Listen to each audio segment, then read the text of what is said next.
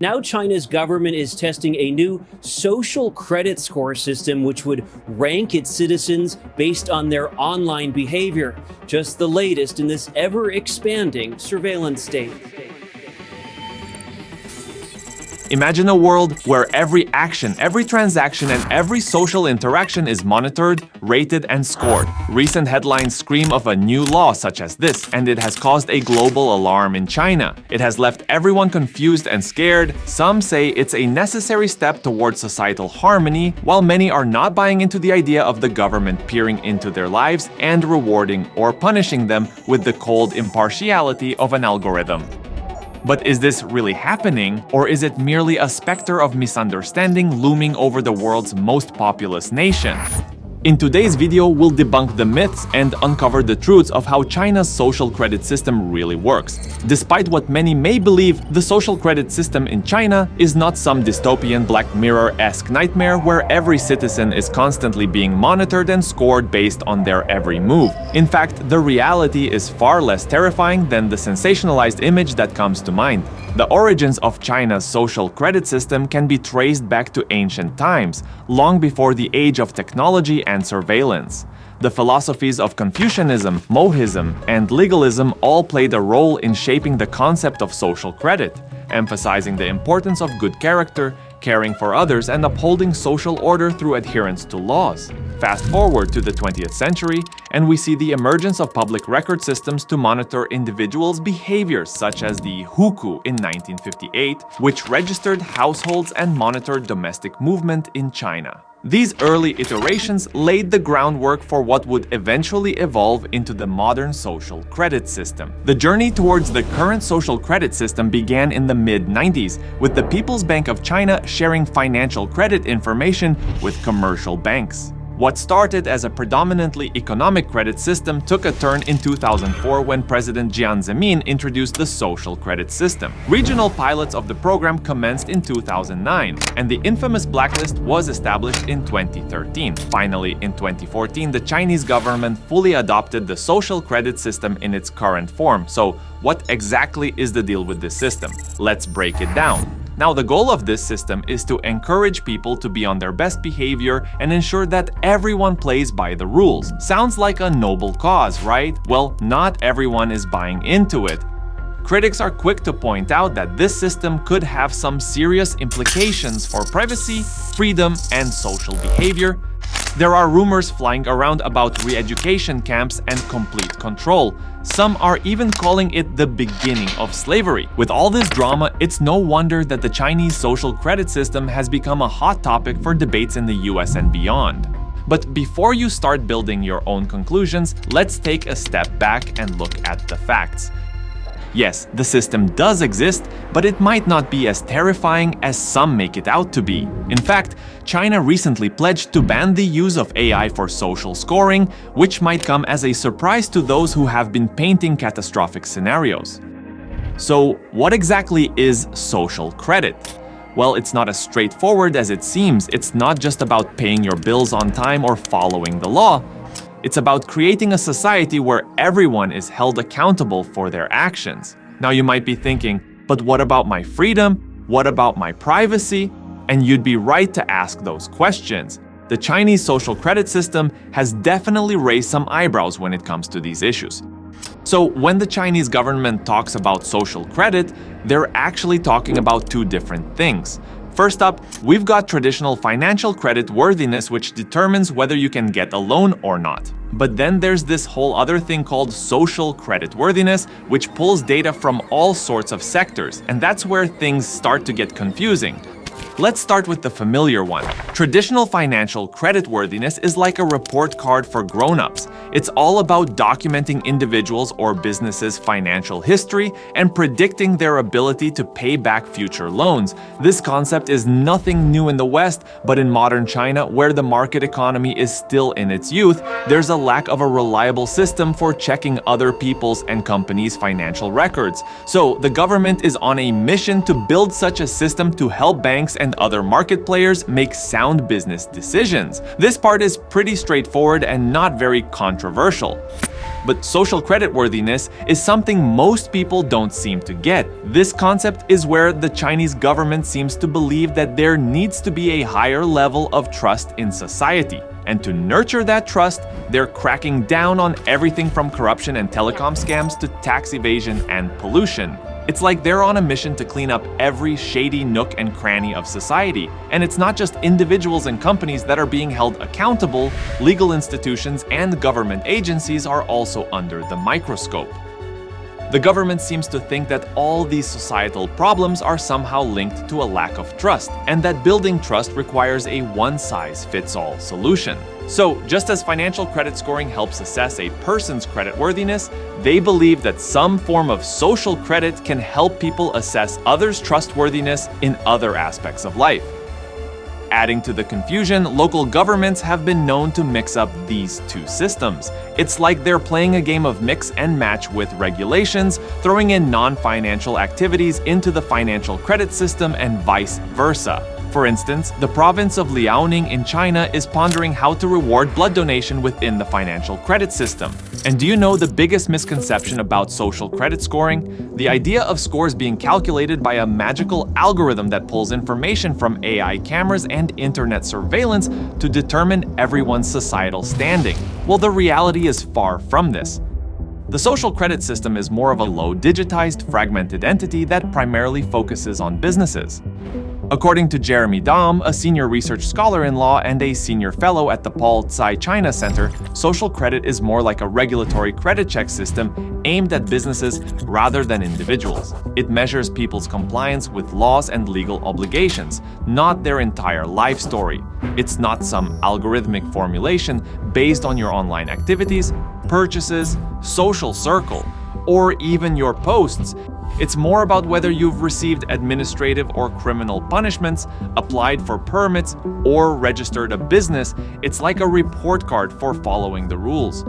Most of the information that goes into this system is what they call public credit information, which is basically data created or collected by the government in the course of its normal business. So it's not like they're digging up your entire history, it's more about sharing information between regulatory agencies. It's like they're making sure that if you messed up, everyone knows about it.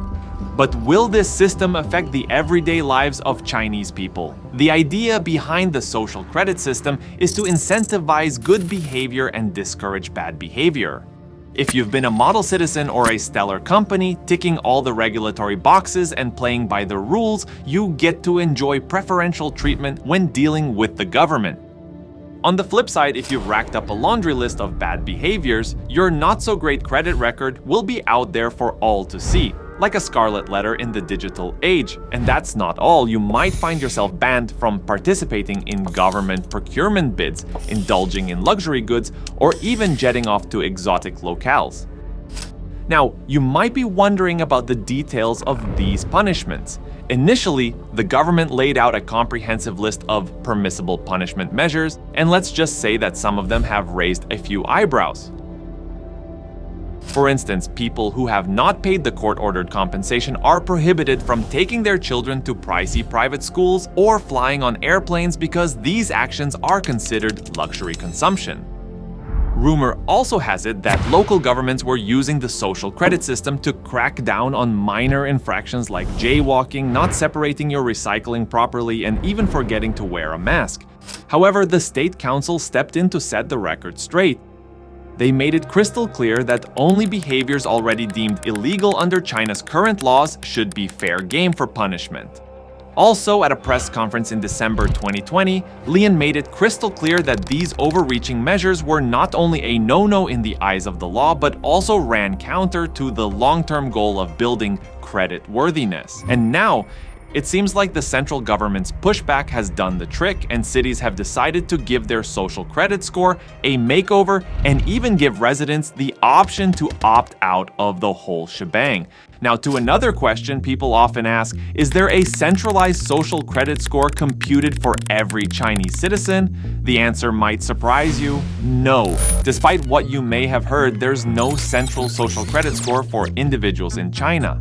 In fact, the Chinese central government has never even expressed an interest in having one. So, where did this misconception come from? According to Jeremy Dahm, a senior research scholar in law, the confusion surrounding the social credit system has led to a lot of misinformation. He was on the lookout for any sneaky backdoor tactics to bypass the criminal procedure laws and dole out punishments without going through the proper channels. To his surprise, he discovered that the system wasn't about that at all. In fact, almost everything he had read about it was simply wrong. It turns out that the idea of scores being given to evaluate citizen conduct just wasn't happening. So what's the real deal with these so-called social credit scores? Well, it turns out that there aren't any real consequences for these scores. The central authorities have made it clear that no punishment should ever be given solely based on such scores. In fact, every punishment must be based on an existing law or regulation that calls for it. And the information that can be collected to formulate these scores is also limited. Specifically, it excludes a lot of personal information like religious faith, which we know is considered in other contexts, but isn't part of the social credit system. So why do people, especially in the West, believe there is a social credit score? It seems that the lack of clear guidance from the central government on how to implement such a system in non-financial areas has led to a free-for-all situation, with cities and even small towns coming up with their own unique solutions. This has resulted in the introduction of various pilot programs aimed at defining what social credit regulation looks like. And some of these initiatives have sparked quite a bit of controversy. Take the case of Rongcheng, a small city with a population of just 500,000, which has become famous for implementing what is arguably the world's most well-known social credit scoring system. Back in 2013, the city began assigning every resident a base personal credit score of 1,000, which could be influenced by their actions, both good and bad. For instance, in a 2016 rule that has since been revised, the city decreed that spreading harmful information on WeChat forums and blogs would result in a deduction of 50 points, while winning a national-level sports or cultural competition would add 40 points. In one particularly extreme case, a resident managed to lose over 950 points in just 3 weeks for repeatedly sharing letters online about a medical dispute. These scoring systems have had minimal impact in China, as they have never been implemented at the provincial or national levels. However, when news of pilot programs like Rongcheng's began to spread to the Western world, it understandably caused concern among activist groups and media outlets, some of which mistakenly believed that it applied to the entire population. But now, in Rongcheng's case, the city has updated its local regulations on social credit scores and allowed residents to opt out of the scoring program. It has also removed some of the more controversial criteria for score changes. Another myth is the issue of advanced technology, like artificial intelligence, involved in the system. It seems that the idea of a super high-tech, all-seeing, all-knowing social credit system in China is just a myth. We've all heard the stories of a powerful central algorithm keeping tabs on over 1 billion people's every move, but it turns out that's not quite the case. In fact, experts on China's social credit system say that the whole thing is surprisingly low-tech. Despite occasional mentions of buzzwords like blockchain and artificial intelligence, the reality is far less glamorous. The Credit China website, it's basically just a digitized library of separate databases, not exactly state-of-the-art material. And as for the idea of automated data collection leading to automated sanctions without any human intervention, well, that's just not happening.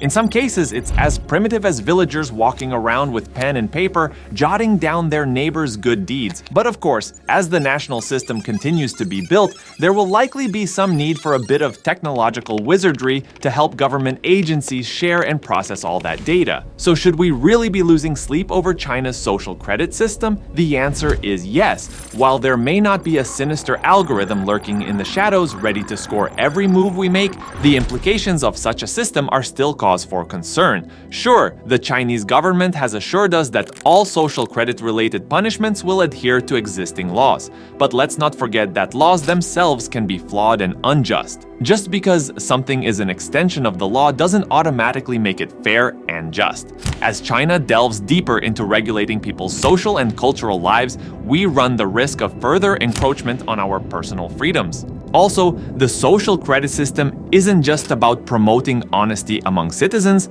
it's really about making people honest to the government, not necessarily to each other. When moral issues like honesty become legal matters, the state gains unprecedented power in determining who can be trusted. And let's not overlook the rather dubious tactics employed by Chinese courts in holding discredited individuals accountable. Encouraging friends and family to rat out their loved ones in exchange for rewards hardly fosters a sense of trust within communities. Are you really making society more trustworthy by snitching on your neighbor, or are you just sowing seeds of distrust in your very own backyard? But before we go off the deep end, let's take a step back and look at the facts. The social credit system, for all its flaws, doesn't yet represent an abuse of advanced technologies like artificial intelligence. It's important to evaluate it based on what it actually is rather than what it could potentially become.